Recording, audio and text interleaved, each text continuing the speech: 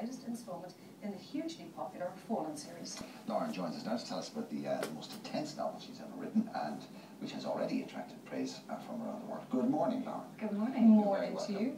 Let's get this out of the way at the top, right? The comparisons with Stephanie Meyer and Twilight, are you flattered or are you annoyed? Well, it's interesting. I get these comparisons so much more when I'm out of the United States. Around the rest of the world, Stephanie Meyer seems to be a jumping off point for a lot of discussions. You know, I think that she certainly, and J.K. Rowling, opened up this really incredible appetite for readers, and that's a beautiful, beautiful thing. And so I'm very happy to connect with some people who started out maybe reading Twilight, and now they want more and more and more. So it's interesting that you mentioned Stephanie Meyer, J.K. Rowling, and yourself. Women seem to be leading the charge in this genre. Yeah, go girls.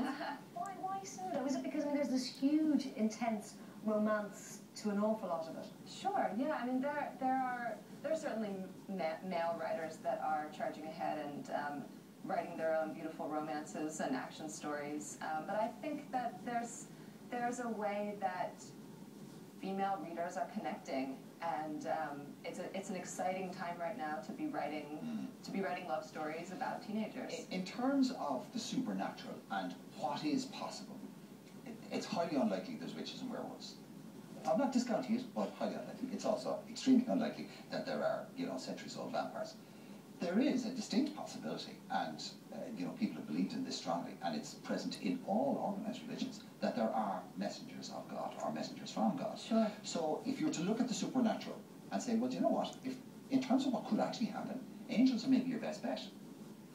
So was that a factor in your thinking, or was it just that you were coming at it from an almost theological background?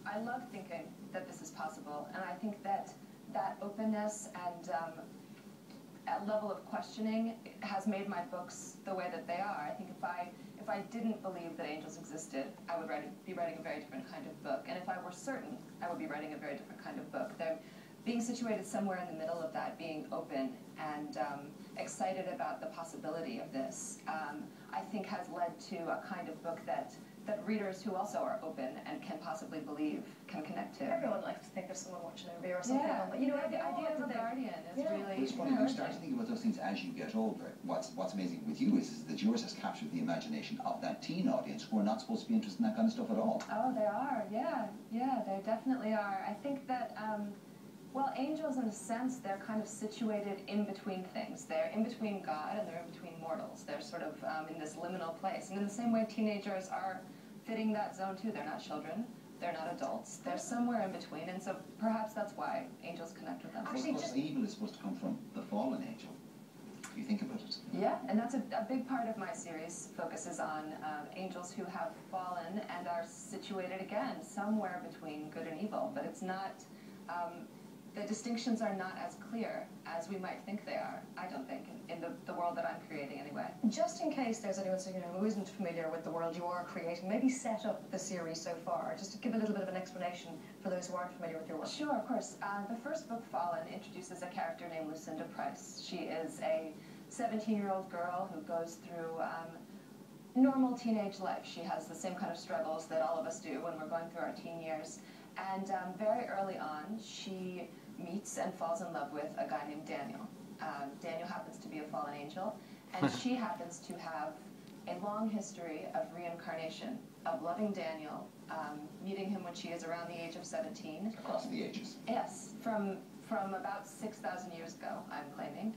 And they fall in love, and something about that love kills her. She dies, she's born again, the cycle repeats itself. So in this lifetime, in the present day, she is beginning to glimpse a bit of this past. And in my book that's just come out, Passion, she actually does a little bit of time traveling and goes backwards through history, sees herself in ancient China, in ancient Egypt, in World War II Milan. She's learning who she is and where she's come from and trying to figure out how to break this curse. So did you have to do staggering amounts of research? I mean, is history something that for you has always been an interesting subject? It's always been interesting. I had to do my own kind of research, yeah. And the way that I chose to do that as a writer and a lover of books and novels was through fiction. I found settings that fascinated me from novels that I had read and loved, and such as what? What novels were your inspirations? I went to Hemingway's Farewell to Arms. There's a gorgeous setup with a nurse falling in love with a wounded soldier, and the way that that hospital feels in the novel was so rich and so compelling that you know, that I plucked details from here and here and here and lifted them up to see what they could do with my characters. I'm assuming that Romeo and Juliet has to figure somewhere in. Actually, it does. You're right. There's a moment when Luce and Daniel are in the Globe, and Lucinda has a moment with Shakespeare himself, and we're meant to maybe wonder whether the two of them were the inspiration for Shakespeare to write Romeo and Juliet. Now, sorry, I hate to bring up the Stephanie Meyer thing again, but as you know, the trial of Sack is coming to an end, and of course the culmination of that will be the birth of a child, the offspring of the vampire and the human. Yeah. Now, there is the possibility, so they say in folklore or whatever, that there is the possibility of an offspring between an angel and a human being. The Nephilim. And these are gifted human beings, or where do they figure in mythology, and do they come into your saga? They do.